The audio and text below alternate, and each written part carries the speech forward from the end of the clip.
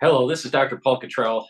Sorry, I had a technical difficulty with the last live stream, so I had to cancel it. And now we're on episode 18, Grave Concerns. I am doing this live stream on February 24th, 2025. And I'm going to give you my perspective of this HKU5 CoV2. All right. So before we begin, because I'm not going to be able to plug any of my wares on my website, please make sure you subscribe to all my channels. I have 4 channels on YouTube: Brighteon, Bitchute, and Rumble. So I have 7 channels that are active at this moment. I have 2 channels on X. I have 1 channel on GETTR.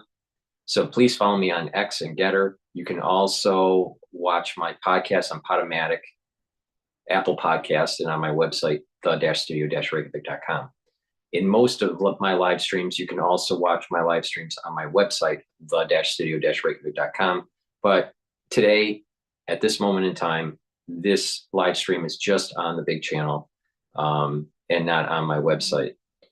So we're just going to, without all the screens going at 1,000 miles an hour on my other shows, we're going to just sit down and be very calm, and I'm going to tell you what's going on.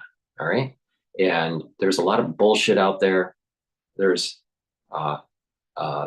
areas of concern, and there's areas of overreaction. All right.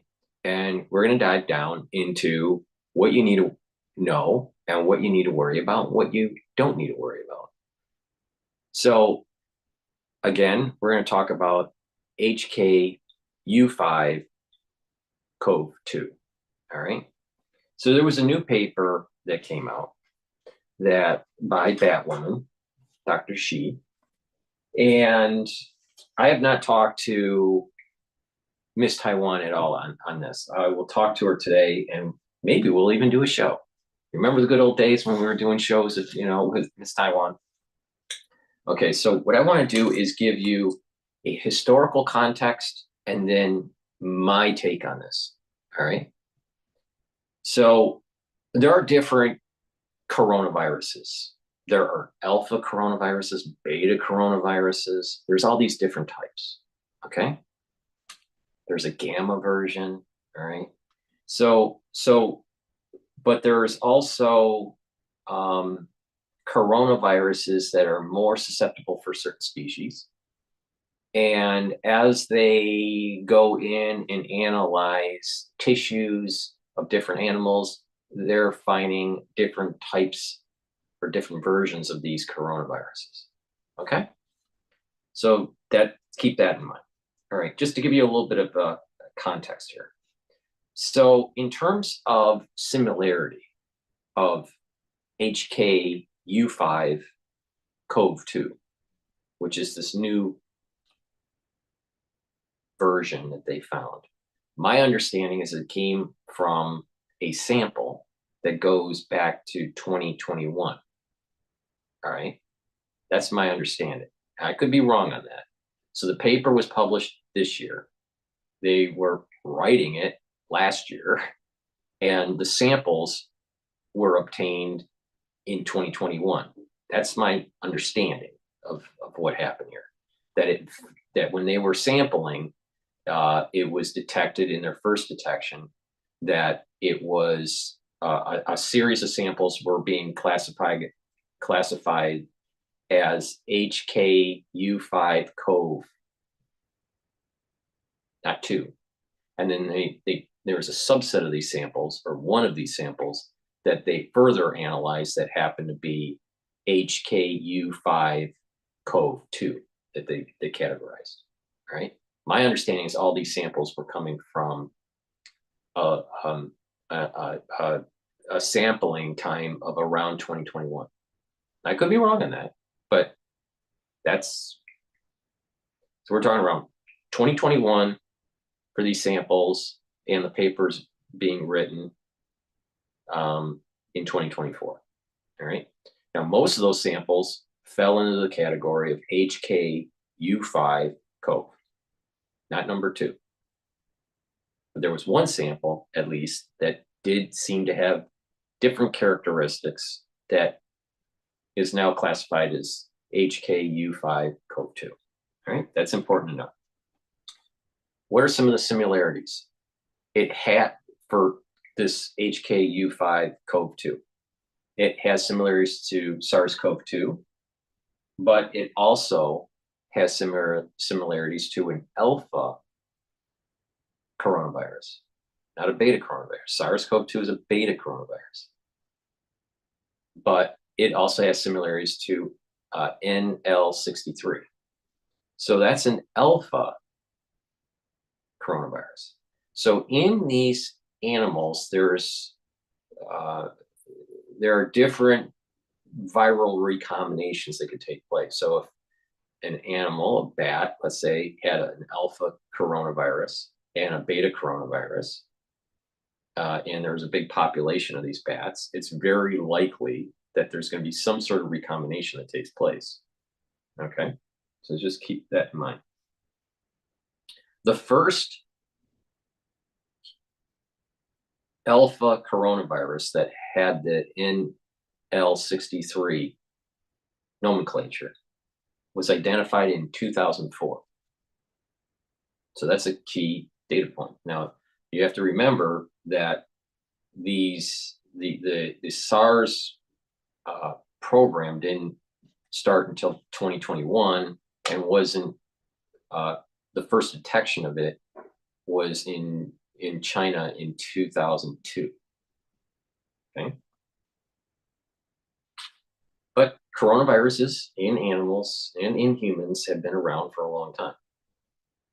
So HCOV NL63 is not part of the SARS program.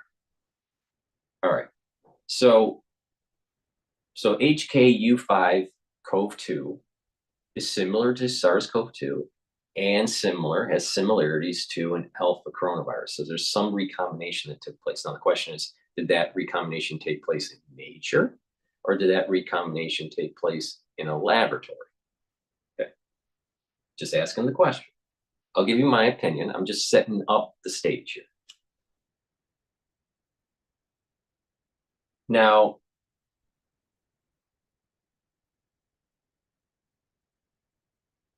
HKU5 CoV, the first version, was discovered in 2006.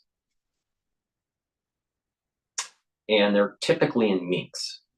HKU4 CoV is typically in pangolins. Now, there's also MERS, which is kind of the Middle Eastern version of SARS. And you got like SARS is kind of like the Asian version, and then the MERS. All right. My take is that Dr. Shi and Dr. Barrick were working on MERS and SARS platforms because they're very similar. All right. And in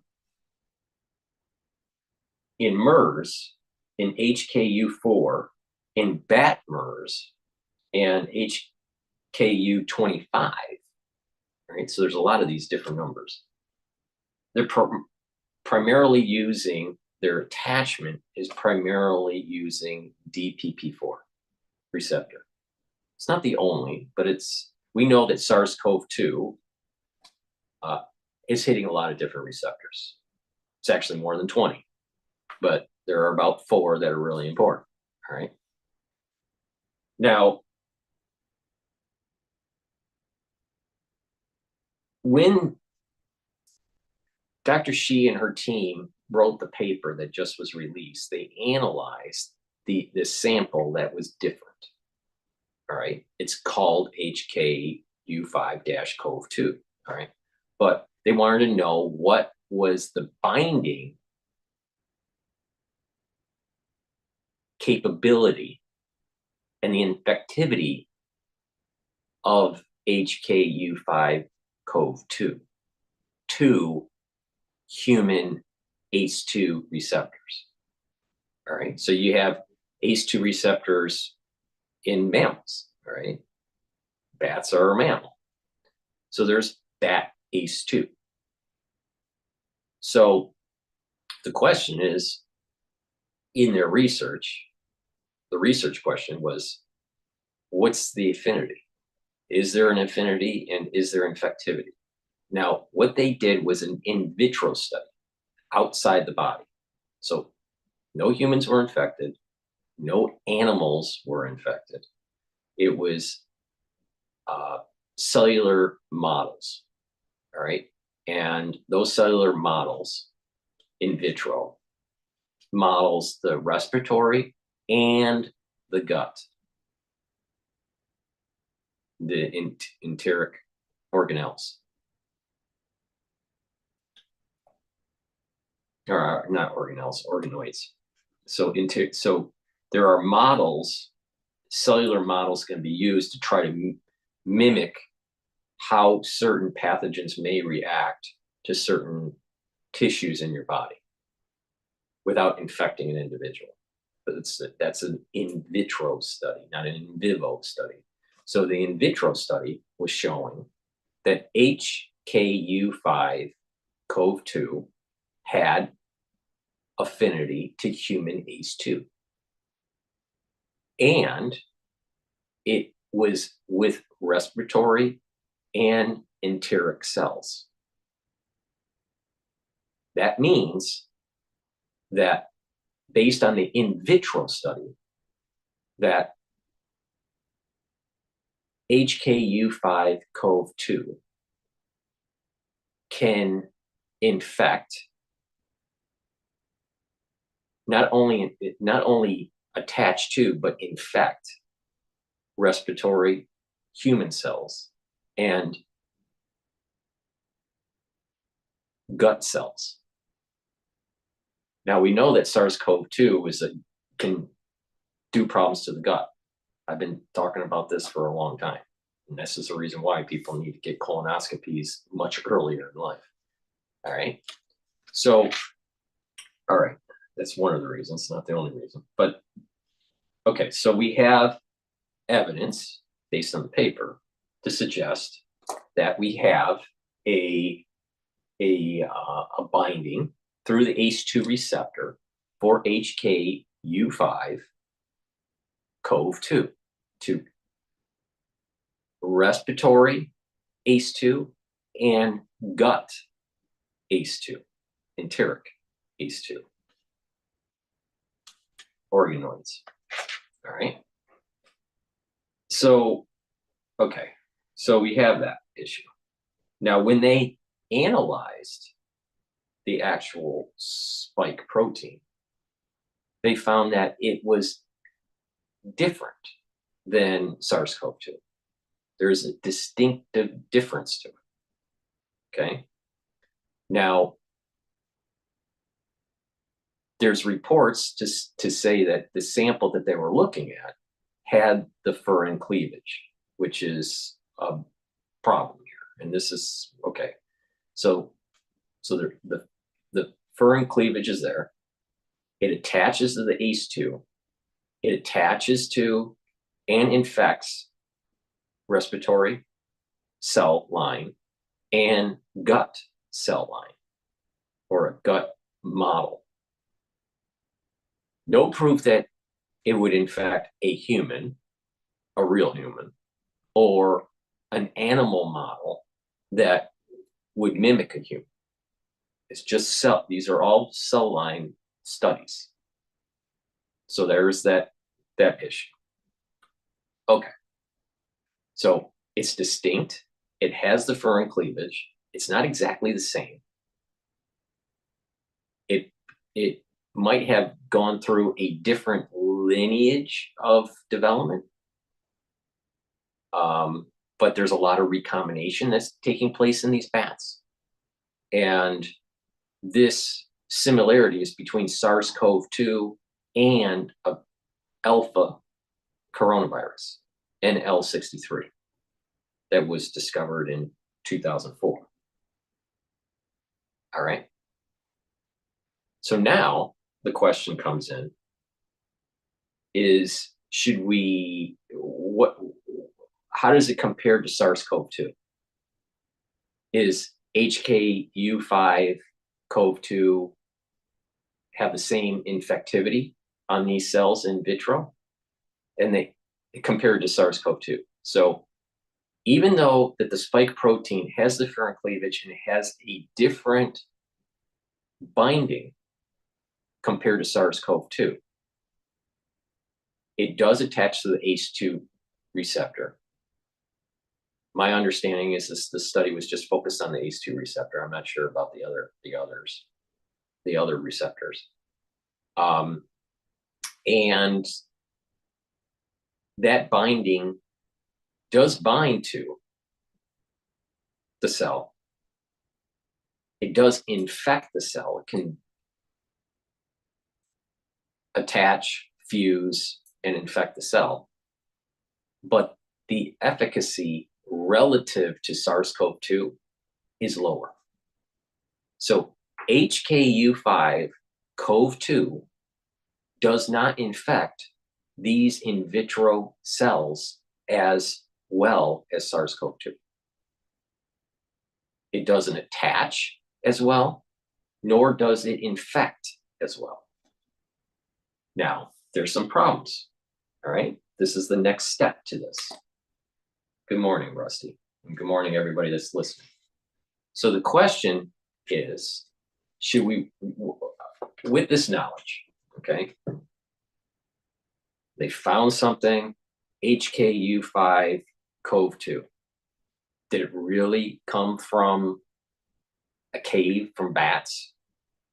Who knows? Who knows? All right.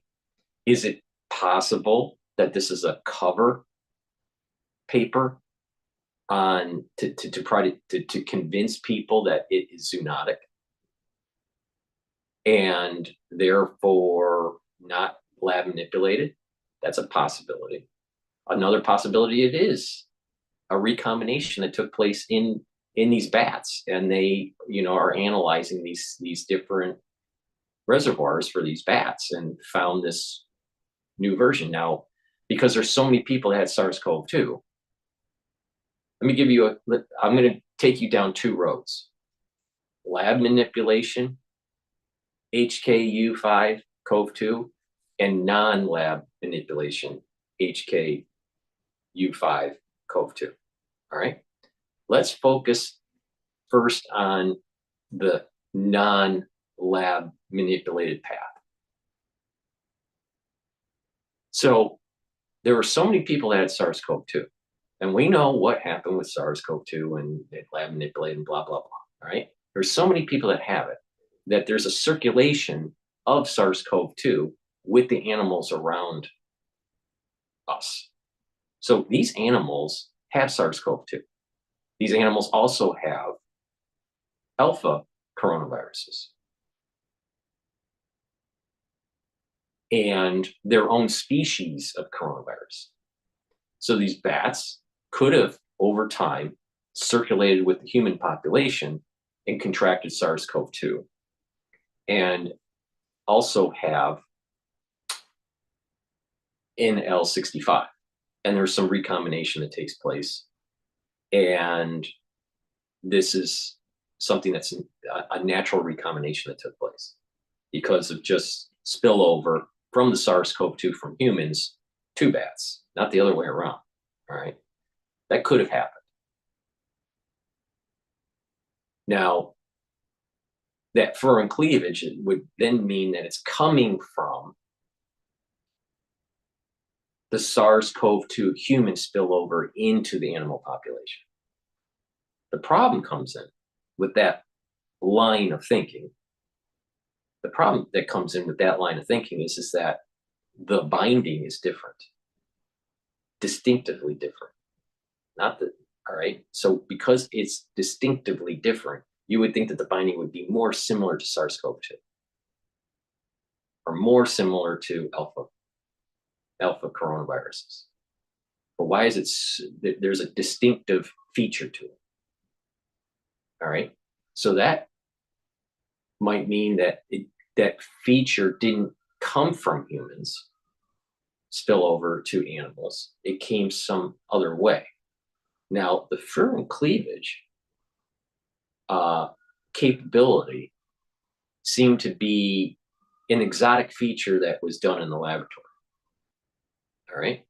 Now, is it possible that it could have developed in nature too? But if the furin cleavage is 100% the same homology as the SARS-CoV-2, then that would mean that there has to be some sort of spillover that's taking place, if that is happening, or that we're literally looking at HKU5 CoV2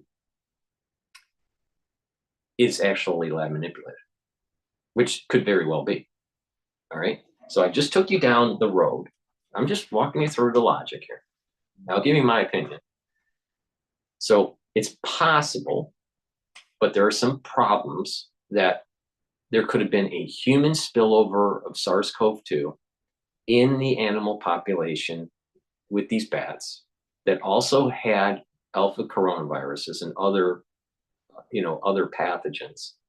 And there was a recombination that took place that led to HKU5 CoV2, just natural recombination from the human spillover into that animal reservoir, because these viruses, they circulate. This is the reason why I keep on saying that H5N1 is a big problem, especially in the summer. This summer that's coming up, they're just going to circulate between humans and animals, and then back. It's going to be animals to humans, humans to animals, and it's going to circulate and mutate. And that's serial passage. All right, so, okay. So you have this HKU5 CoV2 potentiality of being zoonotic, but through the spillover SARS-CoV-2 into the animal population. But there's that hiccup. You got the furin cleavage, which makes sense. But you have a recombination that's taking place in the binding of the spike to the ACE2 receptor is different than SARS-CoV-2. So that would not make much sense if it was human spillover, unless there's been a lot of recombination that's been taking place in the animal reservoir. Now that could be, and it could be that HKU5 CoV2 is a natural phenomena that is developing in nature. That's possible. But there's these two sticking points here. One, radical, a distinct binding difference, and it has the furin cleavage. All right. Now, okay, so could be zoonotic, but there's these two problems. The furin cleavage there, and the binding is different, distinctively different. Different enough where you do bind to ACE2, but the infectivity within vitro cell models isn't as robust as SARS-CoV-2. Okay, so that kind of makes sense. If it acted like SARS-CoV-2, then the furin cleavage and the binding to the ACE2 would be similar, and therefore the infectivity would be similar. But that's not the case. HKU5 CoV2 is weaker than SARS-CoV-2. So it could be that this is happening through zoonosis, all right, in a zoonotic natural environment, and it's mutating. And there's some sort of spillover of human COVID, SARS-CoV-2 into this animal population. That's possible, all right?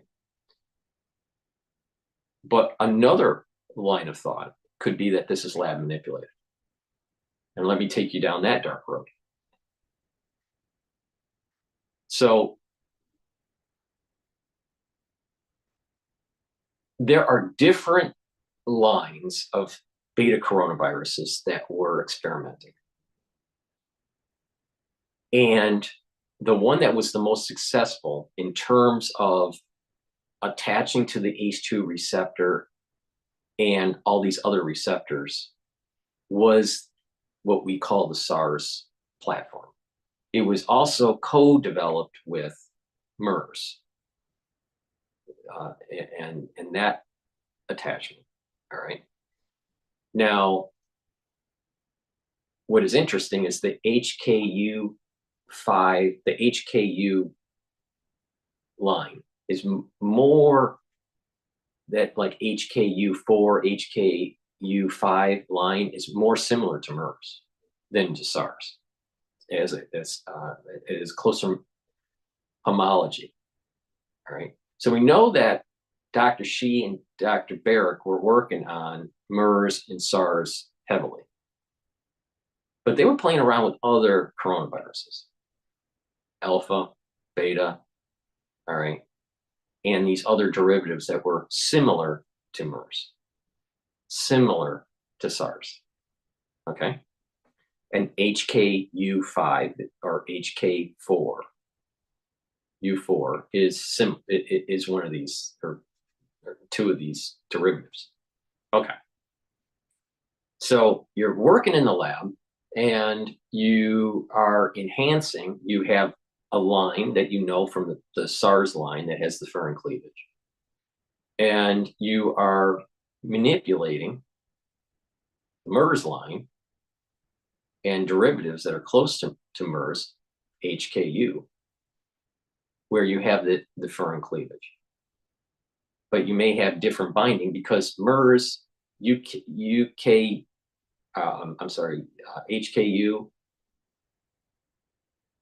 they're different than SARS. They're similar, but they're different. All right. So the binding is going to be different because that protein structure is different. So it's possible that the HKU5 is literally a weaker derivative that was worked on in the laboratory. That's a possibility. And that would explain the difference on why, okay, if there was a spillover of SARS-CoV-2 into the bat population, why isn't the ACE2, why isn't the ACE2 receptor affinity and attachment, the binding, the binding domain, the same? It's not. HKU5 binding domain is different, even though it's attaching to the ACE2. It's different than SARS-CoV-2. It should be this.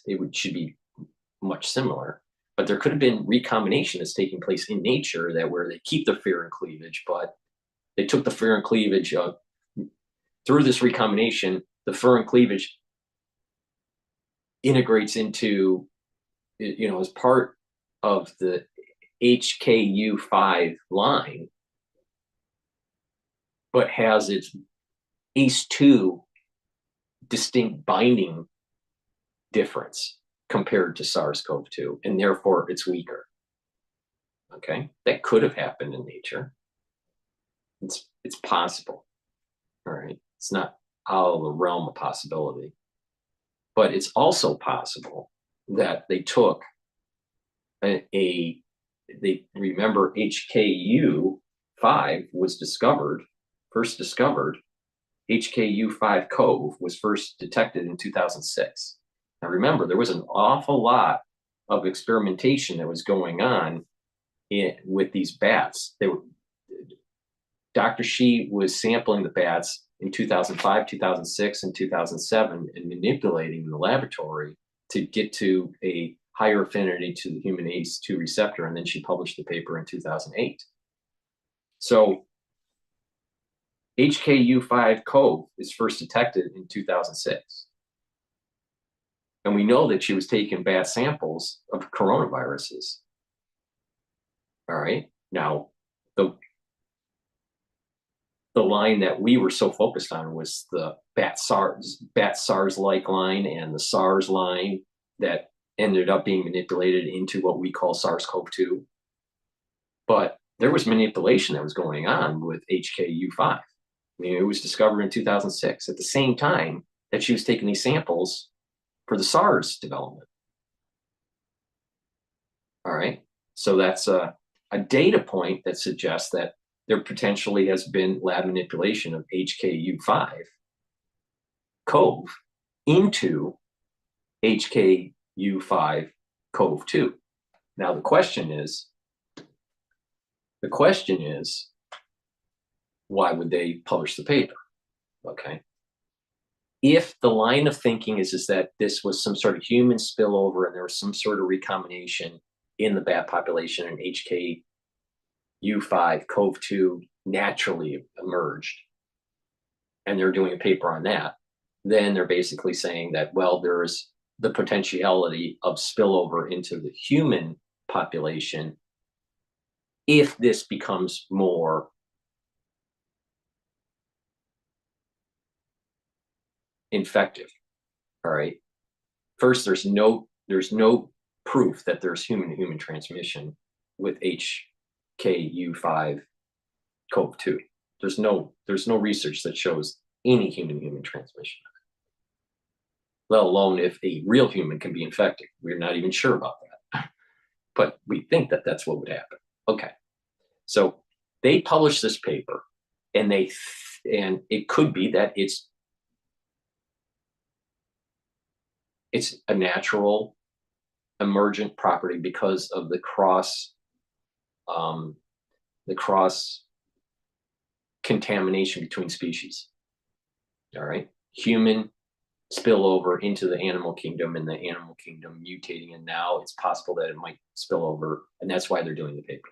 Okay, but I find it very odd that HKU5 was discovered in 2006, at the same time that she was doing these samples for the mutation that took place in the paper for 2008.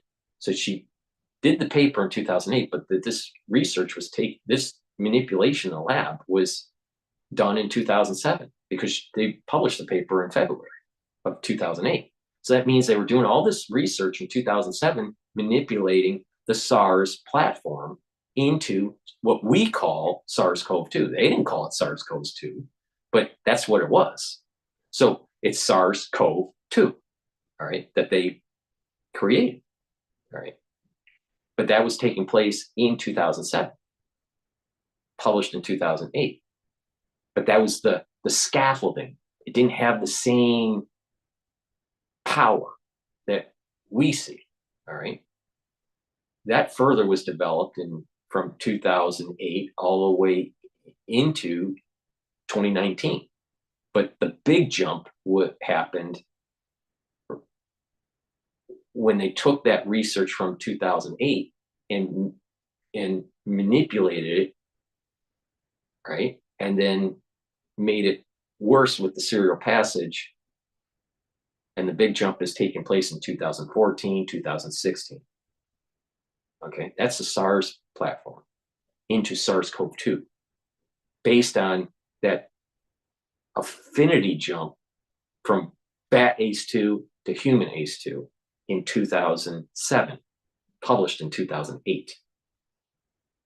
But that research was happening when she was taking the samples of HKU5 CoV in 2006. So they were doing research in the laboratory. Not all research in the laboratory is published for different reasons. One could be for proprietary pharmaceutical reasons. Others could be for, the experiment didn't work and they didn't publish it, or it did work and they wanted to, hold it to their chest, or it worked, but it didn't have the affinity. Remember what this paper is saying. HKU5 CoV2 has an affinity to ACE2, but infectivity that's not as high as SARS-CoV-2. So it was weaker line. So you had all these, the point I'm making is that in the laboratory, you had all these different lines that were being manipulated. It just so happened that the most effective one, through their serial passage and genomic manipulation, recombination, was And back then, you didn't have CRISPR, all right? So they had to do it the old way with the recombination. Now we have CRISPR, and it's totally different now.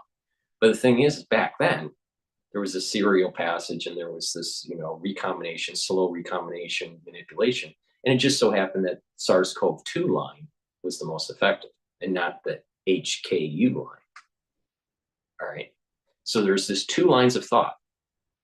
I know it sounds kind of discombobulated and almost like quantum physics, but it's possible that there was some sort of spillover and there is an emergent property, and there's something called HKU5 CoV2 that's emerging that is weaker than SARS-CoV-2. Why is it weaker? The binding domain is different, even though it has the firm cleavage. Now, does that mean it'll always be that way? Let's assume that it was through natural phenomena. It could mutate over time that could lead to higher infectivity.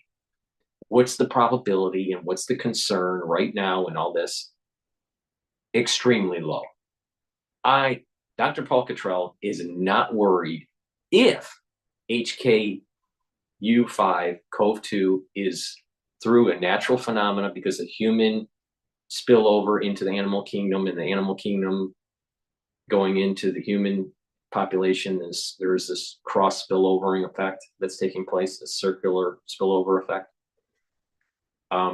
At this moment in time, I'm not too worried about it. It's low probability, and even if it does gain mutation, I don't think it's going to be anything like SARS-CoV-2. I think the SARS-CoV-2 platform was much more further enhanced and developed and hitting all these different receptors, and that's part of the reason why it was so problematic. All right, on top of this quick inoculation thing without having adequate testing. Okay, so you got that line of thought, and then you have another line of thought that is like going, well, you got that firm cleavage there. How did it get there? Most likely lab manipulated. And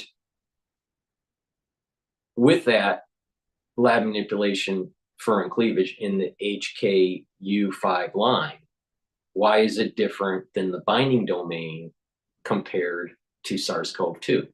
And that's because they were looking at different types of furin cleavage in different lines. So if you had a SARS line with the furin cleavage, and you had an HKU line with the furin cleavage, and you did serial passage, which one would be better?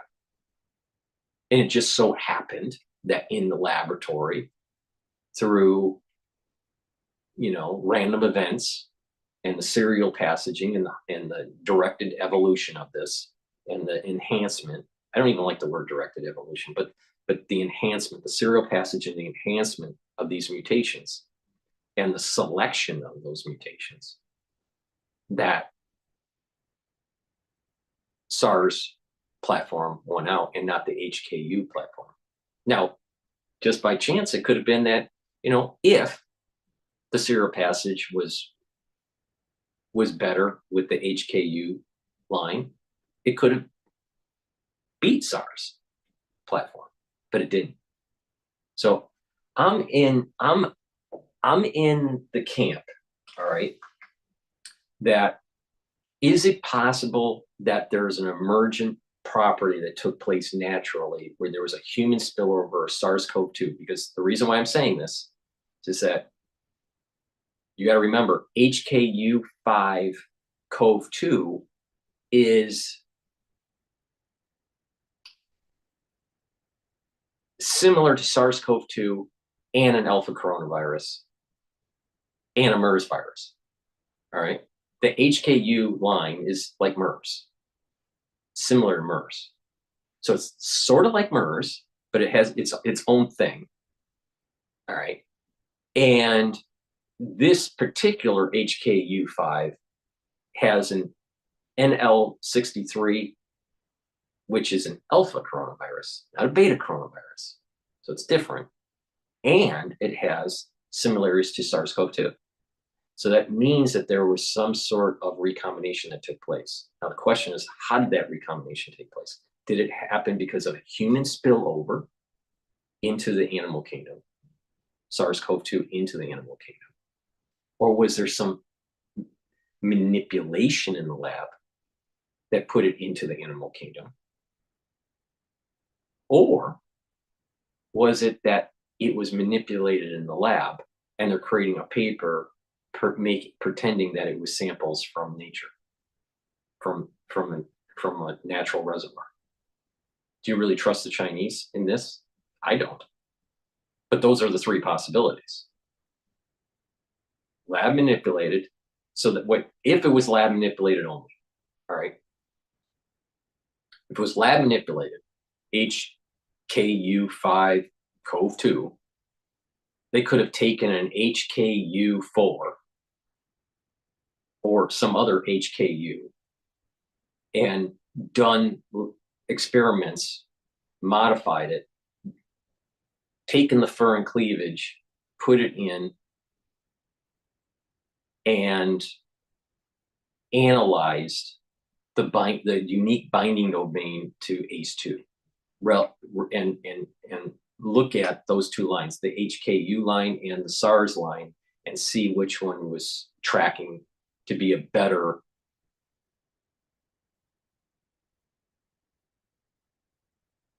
virus that can hit humans, that could infect humans better. It just so happened that the SARS line is the better line than the HKU. Now, what they could do is that they take that information and they've enhanced it, right? They have all these different lines, a weak version of HKU5 and maybe a more, have a higher infectivity HKU5 line. See, same thing with SARS-CoV-2. There is a catalog of infectivity. There's what is called a library, actually, but a library of all these different variants through the different serial passages. Serial passage 1 was going to be less infectious than, let's say, serial passage 1000. And all these things are collected and stored, all right, and analyzed, and what those genomes are. So there's different lethalities that have been libraried for the SARS line, SARS-CoV-2 line, and if this lab manipulation was taking place in the HKU line, also this library. Now they could be publishing, assuming that it's only lab manipulated off of a standard HKU variant. If it's all lab manipulated, they could just say, well, we found this one sample that was, was HKU5 line, HKU5 CoV line, and this one sample in 2021 happened to have this furin cleavage, and attached to the ACE2 human ACE2 receptor, but it's not as bad as SARS-CoV-2. How do you know that that wasn't one of the early recombinant lines in the laboratory? And they're just publishing and saying that they found that in nature. You don't know. There's no way for us to know. We're taking them at their word. And so if you publish a paper pushing a zoonosis, which it could be in this case, but if you're pushing zoonosis, it's trying to show cover of a weapons program that was happening at Wuhan. You publish a paper saying, oh, the furin cleavage was in HKU5. But the first time they found that was in 2021. They didn't find it before 2021. If they were trying to prove that it was zoonosis, wouldn't they have found these samples before 2019 or 2016 or even 2001.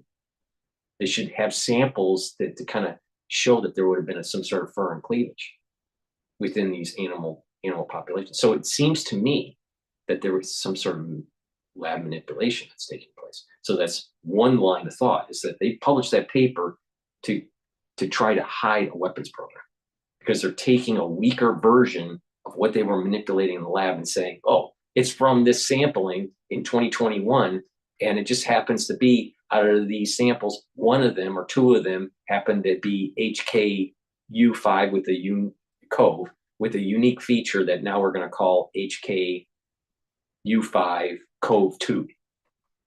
But it was really from the laboratory, because it has the furin cleavage, and it has similarities to SARS-CoV-2, and it has an alpha virus. Now, what they could have done is, which is very possible, they did some sort of lab manipulation, and they said, well, let's do some lab manipulation and throw it into the reservoir, the natural reservoir, and then see what nature does, and then take samples out of the cave and analyze them to see what nature has produced. That's another. So it's like partially zoonosis, partially naturally a natural phenomenon, even though it started in the laboratory. Another problem that I have with Wuhan and with just weapons in general is that these bioweapons in general is that you can, even though you could take something out of nature that has some sort of potential spillover to humans, you're enhancing it in the laboratory, making it even worse. So if there's a lab accident, boom, you've created Frankenstein in the laboratory and it leaked out, and boom, you have this big problem that nature would have had to have more time to get to, but it was all sped up in the laboratory. That's one issue. The other is creating things for nefarious reasons for, weapon programs, and then using them on the population. And then the whole cycle between big pharma and big science. So there are these kind of like three issues here. There's two paths, but one has two potentialities in it. You have a zoonosis, 100%,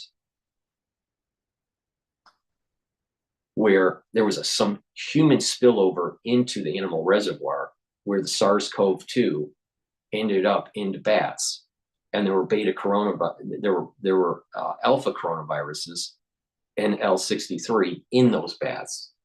They contracted from that spillover, the SARS-CoV-2. They did their recombination in their population and created a mutation of HKU5 CoV2, which was in samples that were taken from these bats in 2021, which is my understanding. Now, the samples could have been done in 2024, but it doesn't really matter. But the point here is that they took samples, and out of those samples, one or two of them, I think it was one, that ended up having a special capability, all right, of the spike protein that the others didn't have. And so it deviated from HKU5 CoV to HKU5 CoV2. All right. So when they analyzed that special version, they said, oh, it has a higher affinity to the human ACE2 for respiratory and for colon, for enteric cells. So okay, that could have been natural phenomena through the spillover effect. It's possible. But it's also possible that it took a HKU5 CoV line that was found in 2006 and manipulated in the laboratory and put it into the reservoir to see what would happen, and then took samples. And this is what happens. And that manipulation was the furin cleavage. And through the recombination, so for example, you take HKU5 CoV, manipulate it, put the furin cleavage in, put it back into the cave. You infect the bats, put the bats back into the cave, have them spread, and there's a recombination over time, right? And then take samples from those populations, and then from those populations, you'll start to see, well, okay, you have the furin cleavage, you have that ACE2 different binding than SARS-CoV-2 that came from this recombination in the cave. And you also have this unique feature with the NL63 because that reservoir had an alpha coronavirus also floating around. That's possible. So there was this partially lab manipulated and then partially introduced in the population and then analyzed. We just don't know, because can you trust the sample that they call HKU5 CoV2? Especially where she's writing this paper when, there's evidence coming out that are saying Wuhan manipulated SARS-CoV-2. They did the gain of function. It's not just Wuhan, though. It's also the United States. It's through Barrick and Dr. Shi. So, okay, so we have that possibility. The other possibility is that you had SARS line being developed at the same time as HKU5 line being developed, and the scaffolding for HKU5 was the samples that came in 2006 for the HKU5 CoV samples. So you had the SARS samples, you had the HKU samples, the HKU5 samples, and they were co-developed. And they're writing a paper to try to hide their tracks, saying it's coming from some sort of reservoir. So, okay, what's Dr. Paul's, with that whole background, all right? With that whole background, what do you think Dr. Paul's opinion is? All right, I know you're dying to know. All right, so make sure you sip your coffee, because this one's going to be, a barn burner. All right. There's an awful lot of people that are in two camps. One camp is don't worry about it. Another camp is you got to worry about it. All right. And we're going to survey some of the videos out there. And again, nobody covers COVID like I do. Nobody. There's not a person on the planet that covers it like I do. Okay. And is as accurate too. All right. So you have these three possibilities: natural phenomena, lab manipulated, and then introduced in the nature and then further analyzed. So it's kind of a hybrid. Or what happened was samples were taken from the 2006 sample set and manipulated and ran parallel with SARS-CoV-2. And the furin cleavage was developed, and then a different type of binding to ACE, and that they're publishing a weak version of a multiple infectivity line that's in the laboratory. All right. After looking at all this analysis, because of the furin cleavage being there, and that there's and it has similarity to SARS-CoV-2, it leads me to think that this is lab manipulated. Now, I don't say this lightly. I don't, I really thought hard about this. All right. And again, it's through probabilities. You got to look at this from a probability standpoint. But I think that the spider sense, after you're looking at all these probabilities, that it's leading into that this was lab manipulated, and that there's some sort of cover story going on with the paper to kind of hide the development and try to say, oh, look, furin cleavage in nature. Well, that's off of a 2021 sample. show me the fur and cleavage like in 1980s, 1990s samples. Show me something that is pre-SARS platform development. And the way that the SARS platform development started in the United States was in 2001.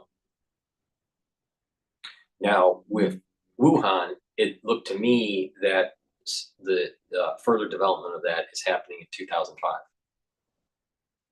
So you had, Wuhan kind of getting on board in 2005, and you had Barrick starting it in 2001, but did beta coronavirus research all the way into the mid 80s, like 87. But that research led him up to being able to manipulate and create the SARS, what we call SARS, so the SARS platform. All right, taking nature, manipulating it, enhancing it, recombinating, serial passage, and creating a virus. All right. Okay. So what's the probabilities of these three different things? Zoonosis for HKU5, CoV2, lab manipulated of the 2006 sample and then put back into the reservoir only to take samples again to analyze, or just natural phenomena. All right.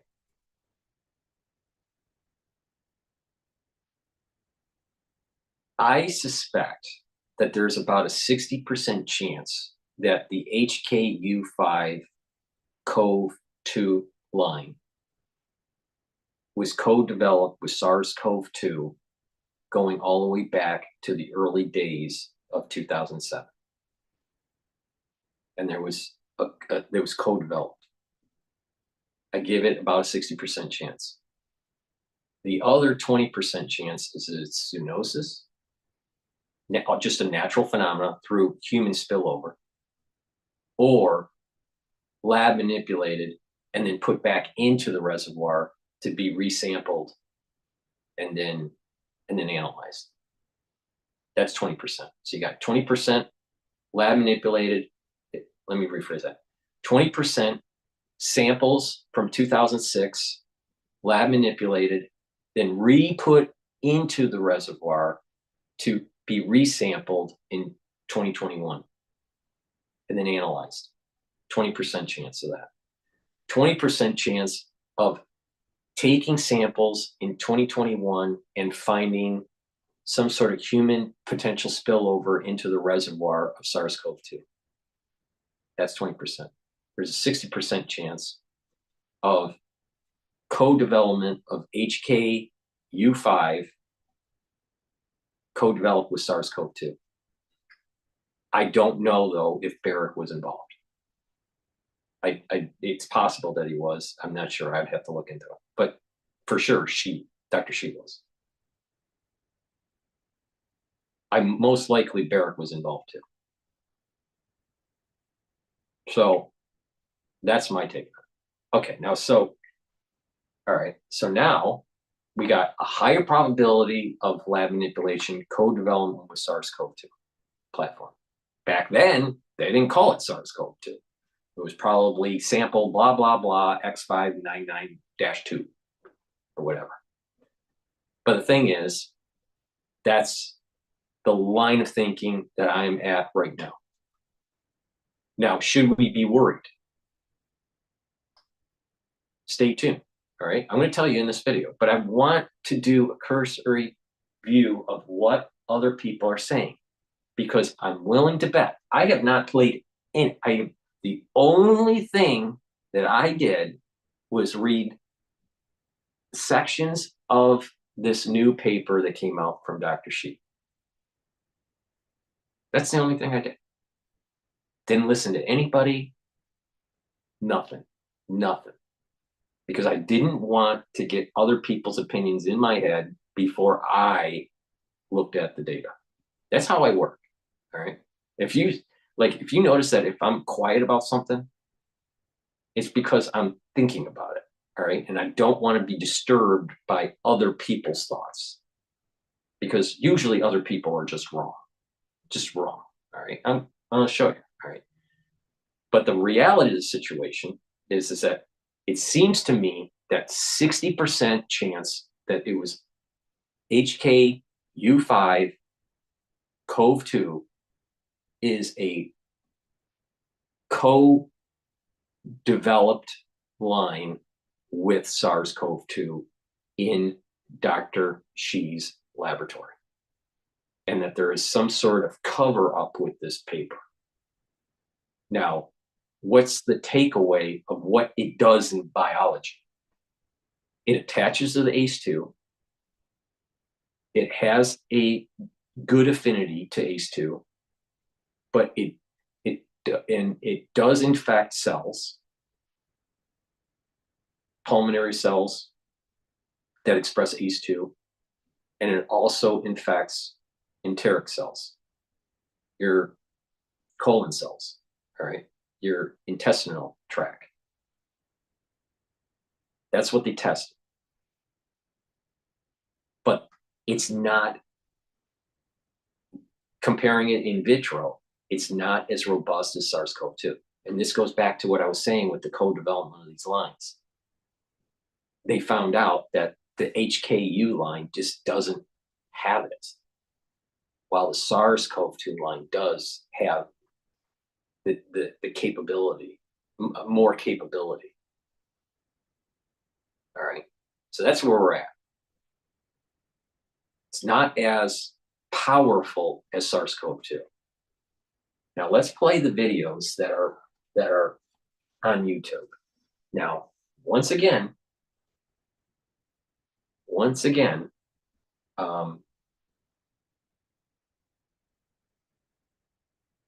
it's important to look at things in probabilities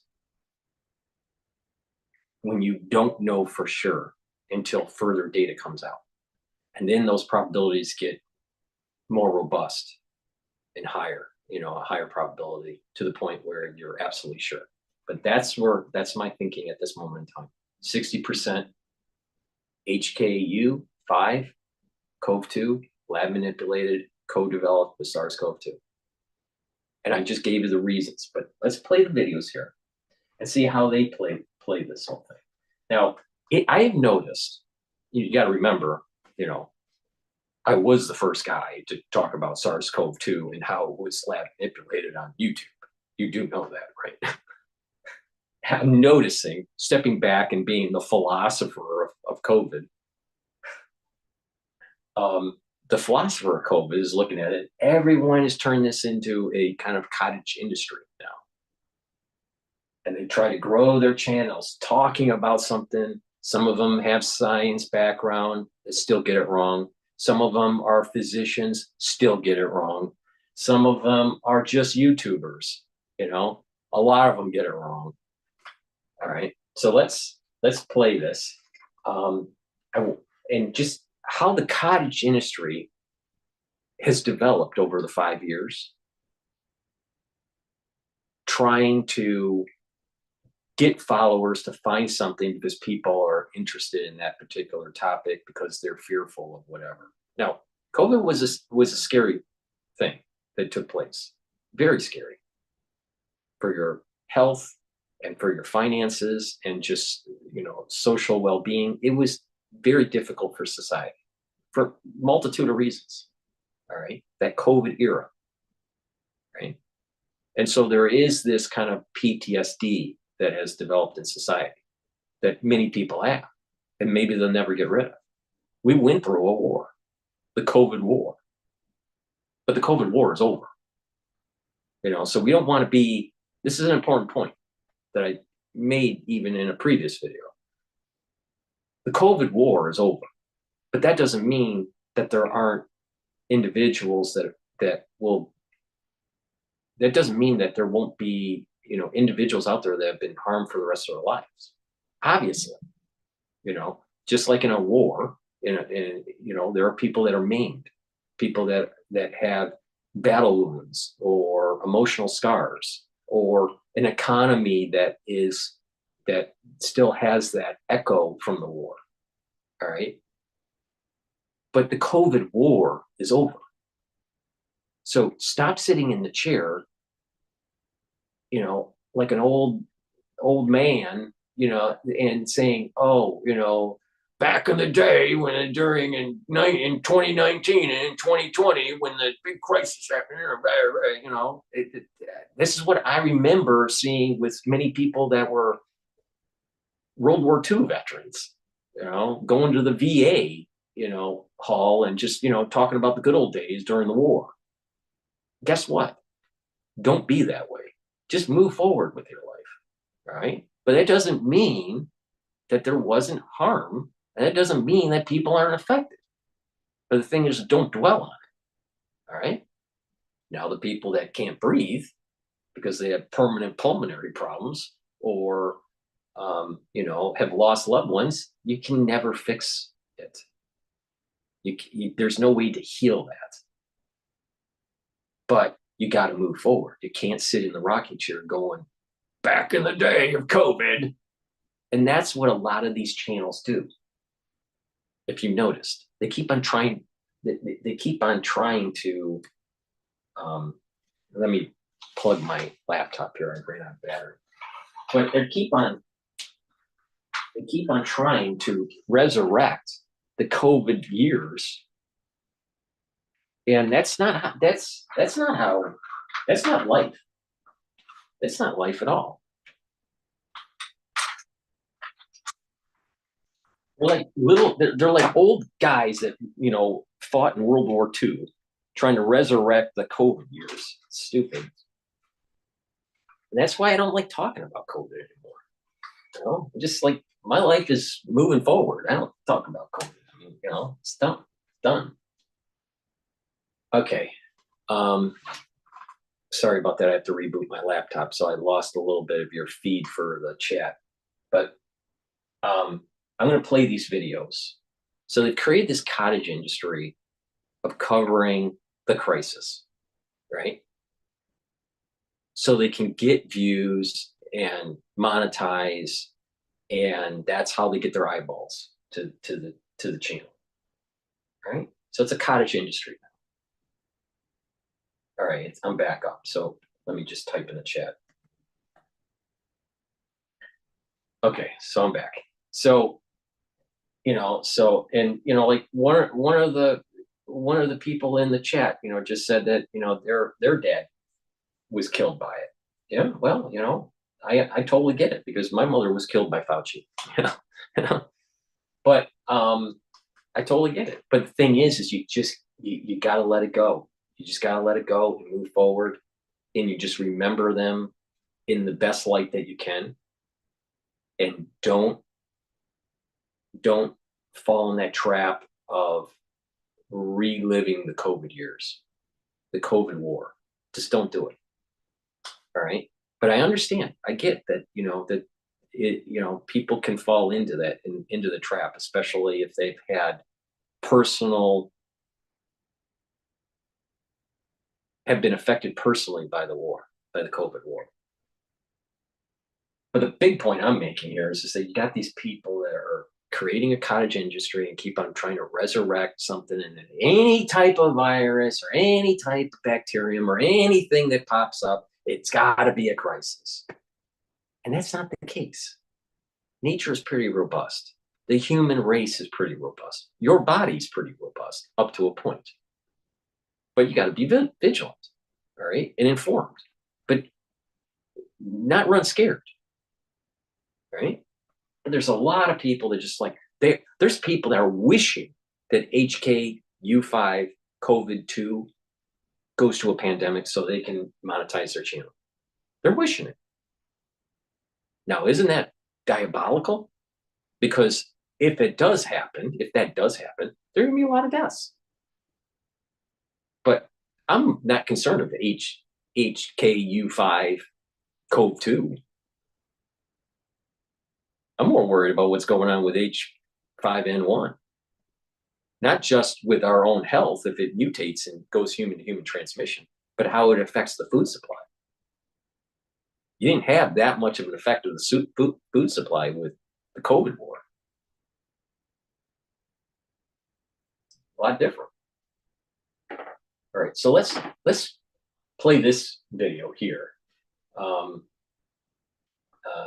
by NDTV. All right. Is another coronavirus pandemic on the cards? China recently discovered a new bad coronavirus. The name of the virus is HKU5. It was found to use the same human receptor as SARS-CoV-2, which was responsible for COVID-19. The new virus called HKU5 was found by a team of virologists led by Shi Zhenli, the famed scientist known as Batwoman for her lifetime work in coronaviruses, especially at the Wuhan Institute. So, what is this new virus and how dangerous can it be for humans? Let's understand. HKU5 is a virus found in bats. It's a type of coronavirus, a large group of germs that can affect mammals and birds. Some have passed from animals to humans, like SARS-CoV-2.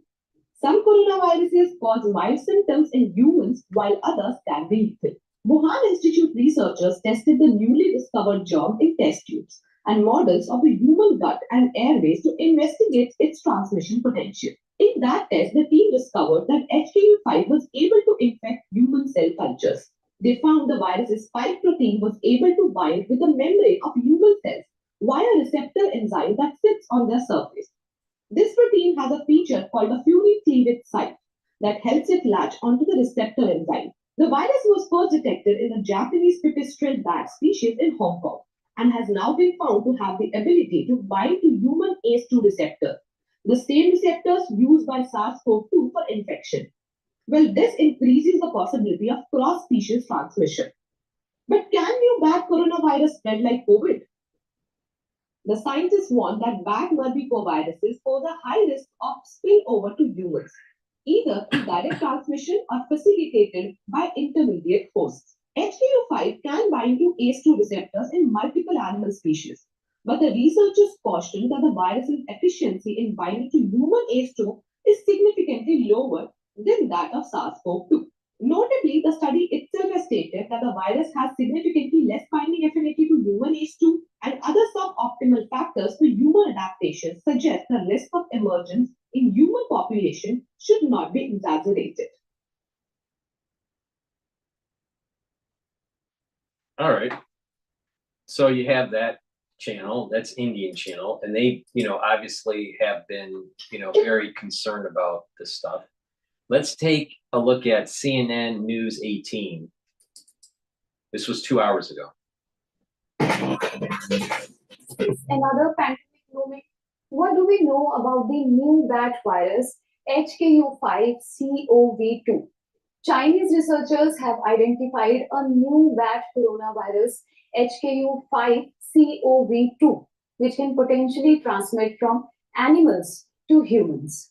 The discovery in this peer-reviewed study has reignited concerns about the possibility of another pandemic similar to COVID-19 globally. However, Indian experts told News 18 that while there is no immediate threat, the new virus requires monitoring. The study published in the medical journal Cell reveals a distinct lineage of HKU5-CoV in bats that efficiently use human ACE2 and underscores their potential zoonotic risk. The study has been done by a team of researchers led by Zhengli Shi, who is a very popular virologist known as Batwoman. She played a key role in tracking the origins of outbreaks like severe acute respiratory syndrome or SARS in 2003, Middle East respiratory syndrome or MERS in 2012, and most recently, coronavirus. The study said a distinct HKU5 coronavirus lineage is discovered in bats. However, no such case has been reported in humans yet. Study possibly highlights an alarming trend where we might notice that viruses are evolving. According to Indian health experts, until now HKU5-CoV was not believed to be able to easily infect humans because they used a different type of mechanism to enter human cells. However, this newly identified lineage, which is HKU5 CoV2, has been shown to attach human ACE2 receptors. These receptors are the proteins that act as entry points for the viruses in the cells. What's important to know is some of the other HKU lines, like 4 and 25, were using the DPP4 receptor.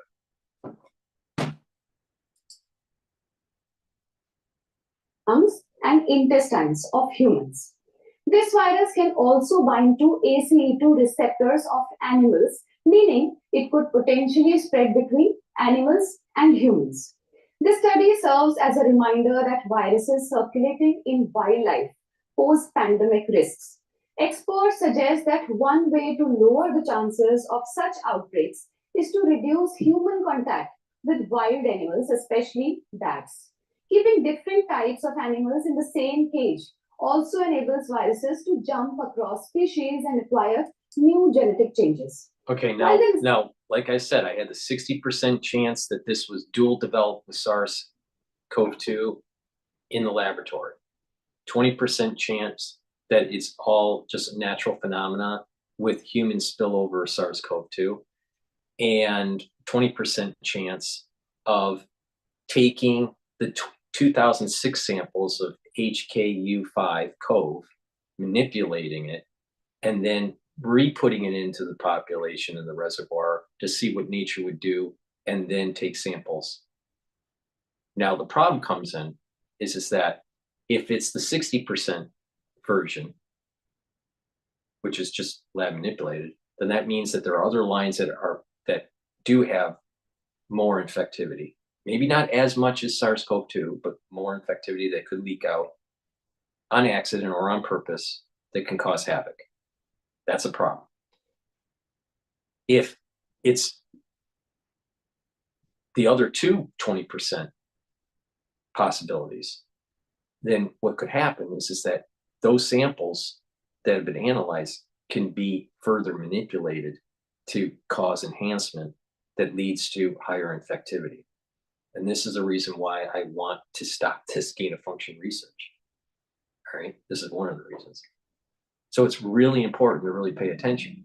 But there's no evidence of human-to-human transmission. There's no evidence of a human getting HKU5 CoV2 yet. What we do know is that humans are contracting H5N1. We do know that the D1.1 lineage that's normally in wild birds are in cows.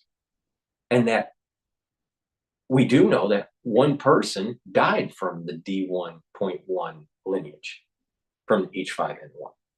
So we have more evidence to suggest that human-to-human transmission is closer with H5N1 than this. But like I said, you also have the problem with H5N1 with the food supply.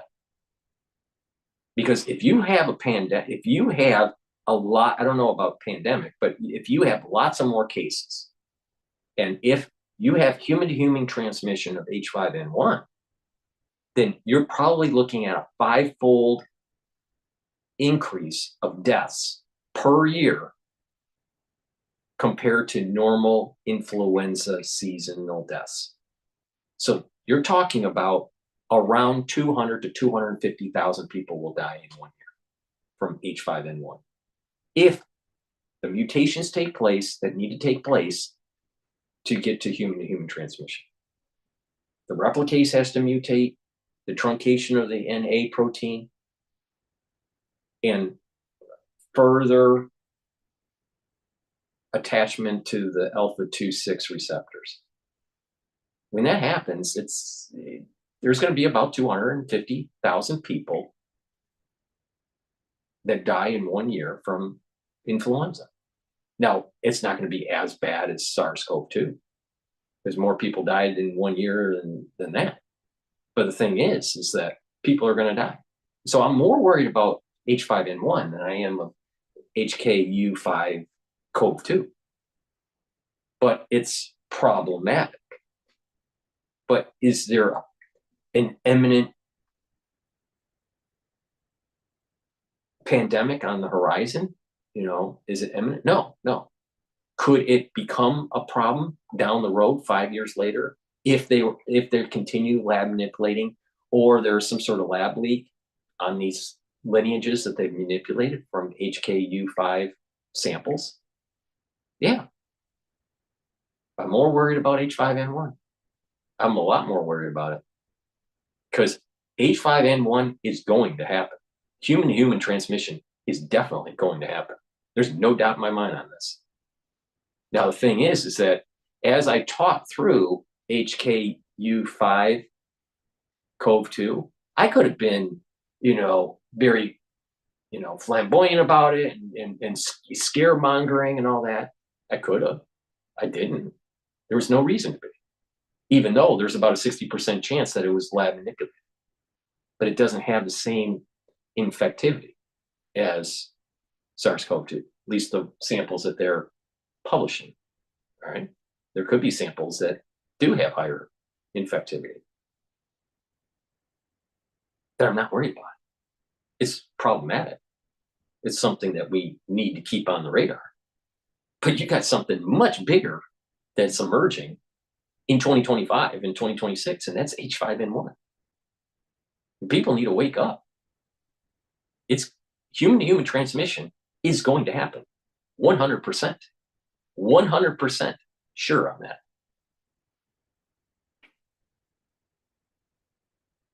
All right, let's continue on. Researchers have not reported human infection with this virus yet. Experts point out that the discovery highlights how viruses can evolve and gain new abilities, sometimes through recombination or mixing of genes with other viruses.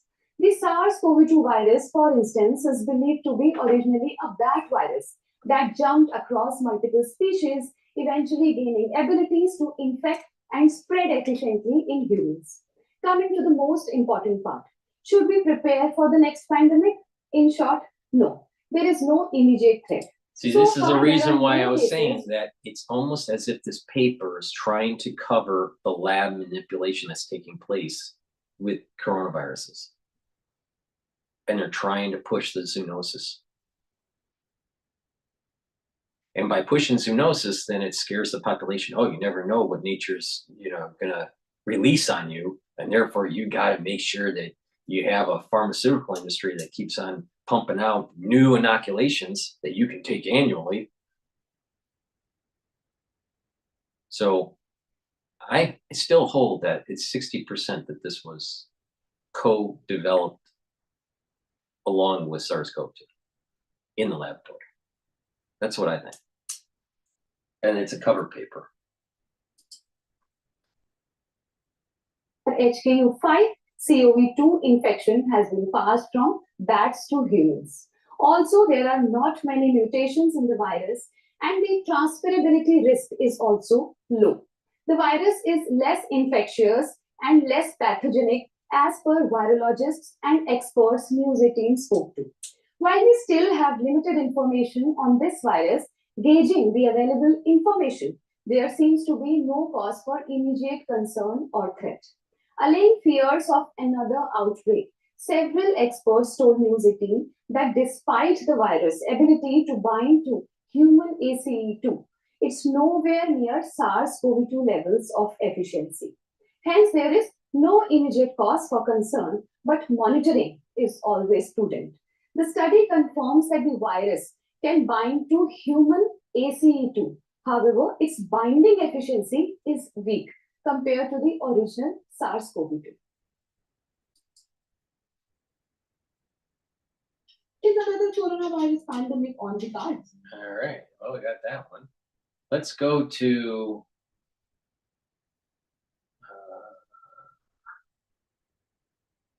the ones that do the most scaring are like the Indian. Let's go to Gottlieb from Pfizer. I think he's from Pfizer. He was a former FDA commissioner, but I think he's on the board of Pfizer now. This will be the Power last bit. E-Trade's easy-to-use tools like dynamic charting and risk-reward analysis help make trading feel effortless. And its customizable scans with social sentiment help you find and unlock opportunities in the market. E-Trade from Morgan Stanley. Gottlieb joins us now. It's good to see you, and I'm glad you. Yet another thing on the mind of the market today might just be a report of a new novel coronavirus discovered in China. Former FDA Commissioner Scott Gottlieb joins us now. It's good to see you, and I'm glad you came on with us because I'm trying to cut through this report and find out what's legit and what might not be. What's your take on what you've read? You do know that I know more about this subject matter than Gottlieb. You do know that. Dr. Paul Cottrell knows the subject matter a lot better than Dr. Gottlieb. But not only that, Dr. Paul Cottrell didn't sell his country down the river like Dr.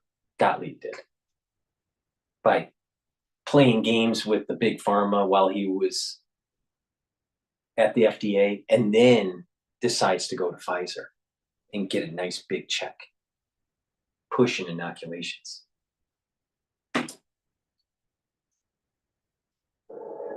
Yeah, I'm not too concerned based on this single report. They sample viruses from bats constantly over there, and they find novel viruses from time to time. And sometimes these novel viruses that they stumble upon harbor very concerning features. So this is not an uncommon finding. We find these things pretty. But isn't it so odd, Dr. Gottlieb, that HKU5 was sampled in 2006 at the same time that she was doing her research on bat samples and developed the SARS platform with her 2008 paper. 2006, first detected. Isn't it odd? Dr. Gottlieb? Now do you understand why Dr. Paul Cottrell knows a lot more about this crap than this clown? He's just saying superficial horse shit. I don't think we've ever identified a pre-spillover virus that went on to cause an epidemic. And so I think the link to an imminent risk here is pretty flimsy, quite frankly. Probably the most concerning part of this story is that they did this experimentation in a low-security BSL-2 lab. And this was the Wuhan Institute of Virology. He's right about that. The same institute in Wuhan that has been implicated in a potential lab leak related to SARS-CoV-2. So to see them still experimenting with novel viruses in a BSL-2 lab, that's not too reassuring. But from this particular strain that they found, I don't have any concerns that this is going to cause an imminent risk unless they have a laboratory accident. And one would hope that since they published these findings, they're now taking precautions to treat this strain with greater caution. You know, it is interesting, if nothing else, some of the movement in stocks related to this report. I mean, the market itself seemed to take a bit of a leg down as this started circulating. Some of the vaccine stocks like Pfizer and Moderna shot higher, though they are off their highest levels too. Some of the airline stocks and cruise lines were lower as well. But if nothing else, it does just remind us that these sorts of stories are still out there. The concerns exist, and how ready we are to deal with the next pandemic, whenever it is and whatever form it shows up in, I think remains a question for the market.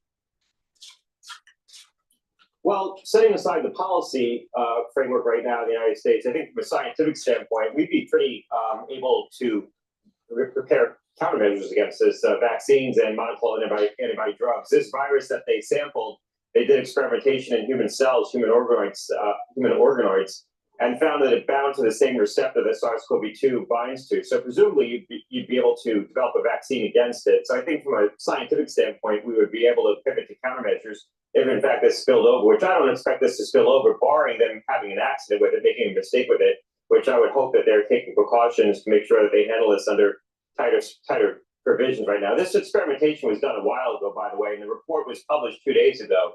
So this is not necessarily a new finding. I think it spilled into the market today because it was picked up by some prominent publications, but it actually has been circulating in scientific circles for a couple of days now. Speaking of circulating, I mean, avian flu certainly has. We talked about it already in the context of inflation and egg prices. How concerned are you about the current outbreak, if you want to call it that, Yeah, well, I'm very concerned about it from the standpoint of its risk to domestic agriculture. I think that this has now become endemic in U.S. cattle and in flocks, and it's going to be very hard to extinguish. And this may be a persistent threat that farmers need to continue to contend with. I don't think there's going to be any easy answer to the egg shortage right now. The administration is going to announce some measures next week. They've hinted at what they are. Basically, not culling herds as aggressively, not culling flocks as aggressively as they've done in the past, and also considering maybe vaccinating fowl, poultry. Those two have downsides too. If you don't cull the flocks, this spreads very quickly within a flock once it gets in, and it's 100% fatal. So whether you cull the flock or you allow this to spread at some level, you may lose the flocks altogether anyway. And from the standpoint of vaccinating baby chicks, we export a lot of baby chicks in this country to countries like Europe and China, Mexico, Canada, the Philippines, Indonesia.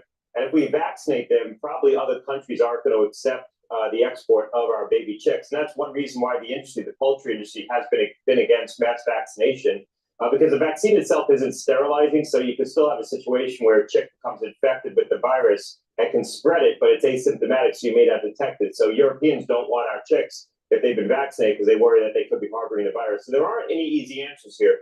From the standpoint of a human risk, I think that hasn't changed. That's out there. There is a risk that this could mutate in a way that could infect humans. And the more virus you have circulating, the more that risk goes up. But I think it's a low probability risk at this point. But I think the more imminent risk is to domestic agriculture. Dr. Gottlieb, it's 100% guaranteed it's going human transmission. It's going. It's tracking to it. It just takes me, certain mutations, and then all of a sudden it's there. And you already have low viral level with affinity to alpha-2/6 receptor. But once the mutations take place where there's more affinity to the alpha-2/6 receptor and the replicase mutates and is more efficient for humans, then you have the human transmission. And then it's off to the races. And so when that happens, there's going to be major food shortages with cattle, with eggs, and with chicken, maybe even with turkeys. And then what will happen is that there will be a policy put in place to force inoculation of these animals. And I would not be surprised that not only do they inoculate for influenzas, that they put other inoculations in the food supply. Now the question is would they use that as a vector for us to be inoculated? Now think about that. They inoculate the food supply to inoculate us, not just to inoculate the food supply. Now, how efficient that would be, I'm not sure, especially when you're eating things that are cooked. Seems like that would be more effective in produce. But the thing is they're already playing around with ideas to inoculate you somehow, some way, without you even going to CVS. Maybe it's a mosquito. Maybe it's the corn you eat. It's something. They're working on it. So that's my take and analysis of HKU5 CoV2. I wouldn't worry about it, but I do think that there was co-developed in the laboratory. I think there's a higher probability of that happening than these other two possibilities, the other two 20% possibilities where it's 100% some sort of natural phenomena through a human spillover into the reservoir, or a 20% chance where there was some sort of lab manipulation put back into the reservoir and then took out to see what nature would do. I think it was co-developed. And I don't find that it is just a coincidence that the HKU5 CoV samples in 2006 came out of that larger sampling of bats when Dr. Shi did her human ACE2 jump with beta coronaviruses. It all happened at the same time. That's a fact. So please help support my work. When I do these videos, I can't promote my products. So you're gonna have to watch the other videos that I do that promotes my products, because I'll get, unfortunately, something like this, I'd get some sort of medical misinformation strike or whatever. But the thing is I need your support, and you can support me a lot of different ways. Share the links. Ask your social media to follow me. Make sure you subscribe to all my channels. I have 4 channels on YouTube, Brighteon, Bitchute, and Rumble. I have 7 channels. Make sure you subscribe to all those channels. All the links are in the description. So everyone in the chat, everyone watching, if you're not already subscribed to all my channels, please do. Make sure that the notification button is placed. I notice that, and other people have noticed that you may get a notification 24 hours after I've gone live or premiered. Funny how that works. And follow me on X. I have 2 channels on X. I have also GETTR. You can listen to my podcast on Apple Podcast, Podomatic, and on my website, the-studio-reykjavik.com. I do live streams on YouTube, Rumble, and my website. And take a look at the different products that I offer. All right. I can't mention them, but help support my work by purchasing, by sharing the links, by subscribing. And as you notice, as I am telling you important things that are happening in the world, YouTube reduces my subscription count every time I publish. And the moment I stop, then they don't believe me. I need your support, because if I don't have your support, the channel no longer has any subscribers. That's the way this works. And if it's done, it's done. And I'm not going to do these ever again. And who's going to tell you a unique perspective on how to navigate yourself through this? Should you worry about this? No, you shouldn't worry about it. Is it problematic? Yes, it is problematic. Should you be worrying about something else? Yeah, like H5N1. But the thing is if I'm gone, who's going to tell you? You think these celebrity docs like Dr. Gottlieb, who doesn't make the connection between the 2006 samples and the 2007 ACE2 jump in Xi's laboratory? Oh, by the way, he's on the board of Pfizer, or was. I think he still is. So who's going to tell you? Some of these other celebrity docs? I don't think so. So make sure that you help support my work. You can also help support my work by donating. You can donate on my website, the-studio-reykjavik.com. And at the bottom of my homepage, you can donate through Stripe, PayPal, or buy me a coffee, or be a paid member to my Patreon channel. I put all my videos that I do talking about the news, talking about these kinds of things for free, because I know when I do it for free, it's helping people.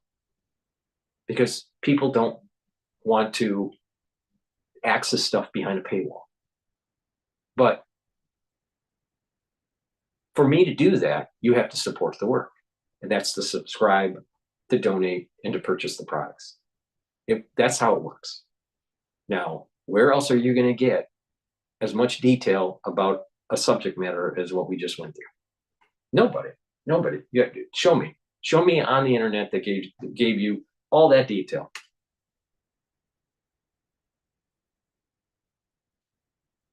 Please help support my work.